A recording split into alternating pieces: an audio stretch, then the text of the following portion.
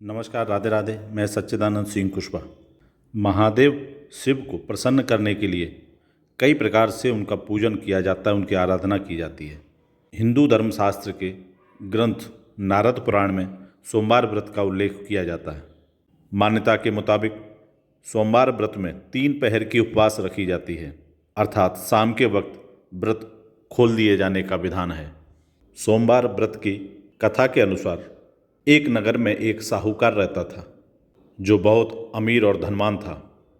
उस साहूकार के पास ना तो पैसों की कमी थी, ना ही किसी संसाधनों की कोई कमी थी, परंतु उस साहूकार को एक ही दुख था कि उसके कोई औलाद नहीं थी। इसी चिंता में वह साहूकार दिन रात डूबा हुआ रहता था। वह पुत्र पाने के लिए हर सोमवार को भगवान चंद्रदेव व शिव जी की पूजा करता और व्रत भी रखता था। साहूकार की महादेव शिव के प्रति ऐसी अटूट भक्ति देखकर एक बार माता पार्वती जी ने भगवान शिव जी से कहा, हे नाथ, यह साहूकार आपका परम भक्त है और हमेशा आपका व्रत और पूजा करता रहता है तथा आपकी ही भक्ति में डूबा रहता है। कृपा करके आप इसकी मनोकामना को पूर्ण कर दीजिए। माता पार्वती जी के ऐसे शब्द सुनकर शिवजी ने माता पार्वती से कहा कि यह संसार एक कर्म क्षेत्र है, यहाँ जो भी जैसा कार्य करता है उसे वैसा ही फल मिलता है, अर्थात जैसा कार्य मनुष्य करता है वैसा ही परिणाम भोगता है। माता पार्वती ने पुनः महादेव शिव से आग्रहपूर्वक निवेदन किया, हे महादेव, यह तो आपका परम भक्त है, यदि इसको कोई दुख है तो आपको उसे अवश्य दूर कर देना चाहिए। आप अपने भक्तों की समस्त मनोकामनाएं पूरी करते हैं। माता पार्वती जी के इस आग्रह को सुनकर महादेव शिव ने कहा, हे शिवे, इस साहूकार के कोई पुत्र नहीं है, इसी कारण यह दिन रात चिंतित व दुखी रहता है। इसके भाग्य में संतान न होने पर भी मैं इसे पुत्र प्राप्ति के लिए वरदान दे देता हूँ, किंतु इसका पुत्र केवल 12 वर्ष तक ही जीवित रह सकता है, इसके बाद वह मर जाएगा। इससे अधिक मैं साहूकार के लिए कुछ नहीं कर सकता। यह सब बातें साहूकार भी सुन रहा था। उसे यह सारी बातें सुनकर ना कोई खुशी हुई ना कोई दुख। वह पूर्ववत भगवान शिव की आराधना, व्रत और पूजा में लगा रहा।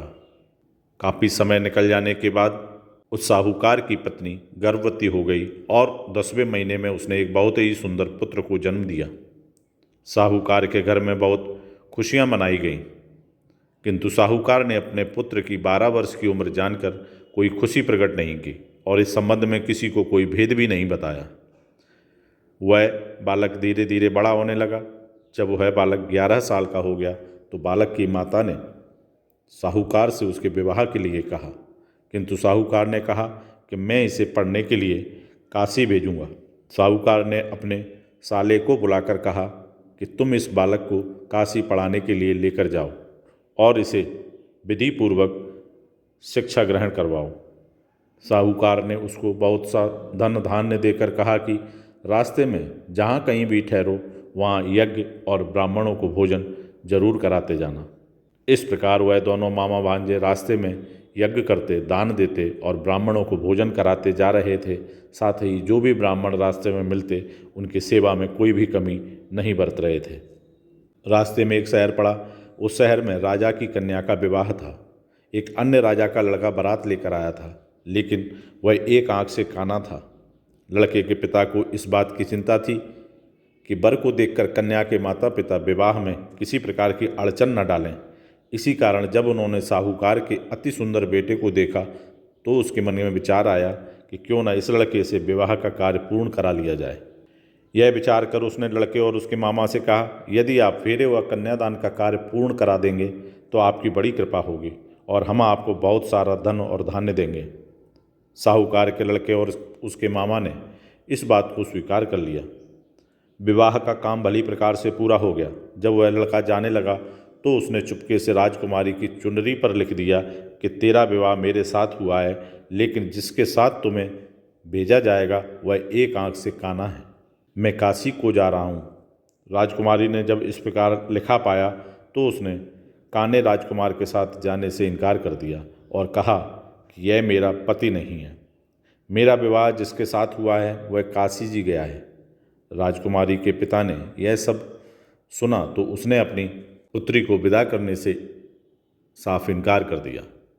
वह बारात वापस चली गई। उधर साहूकार का लड़का और उसका मामा काशी जी पहुँचे, जहाँ लड़के ने पढ़ना शुरू किया था तथा अपना अतिरिक्त समय मामा भांजा यज्ञ, दानादि तथा ब्राह्मणों की सेवा में व्यतीत करने लगे।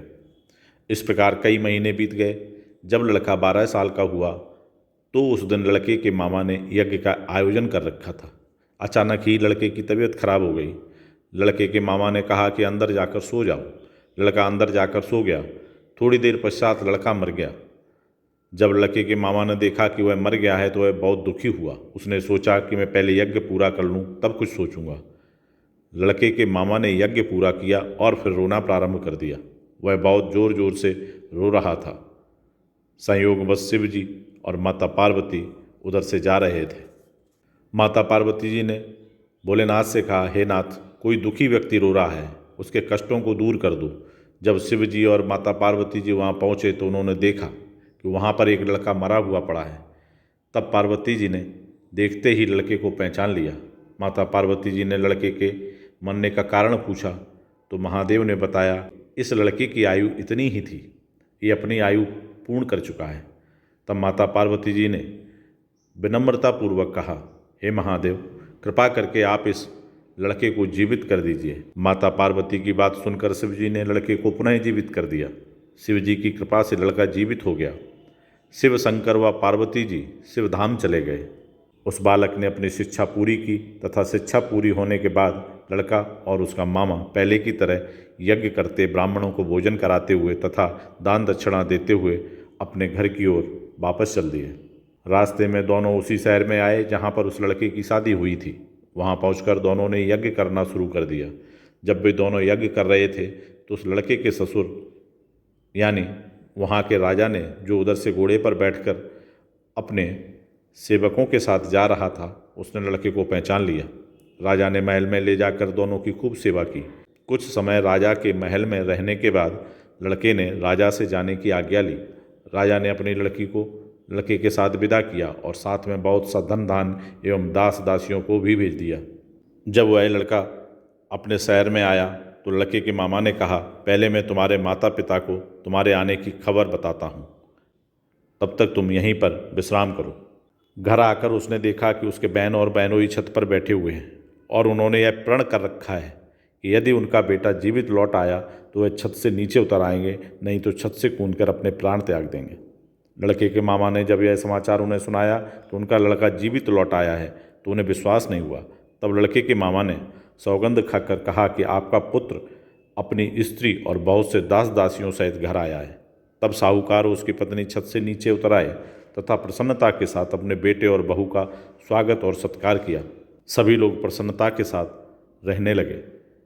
इस प्रकार भक्ति भाव से जो भी प्राणी सोमवार के व्रत का पालन करता है और प्रेम पूर्वक इस कथा को सुनता या पढ़ता है तो उसके सभी कष्ट दूर हो जाते हैं, उसकी समस्त मनोकामनाएं पूर्ण हो जाती हैं और वह इस लोक में सभी भौतिक सुख सुविधाओं को भोग कर अंत में उसे महादेव के शिवलोक की प्राप्ति होती है।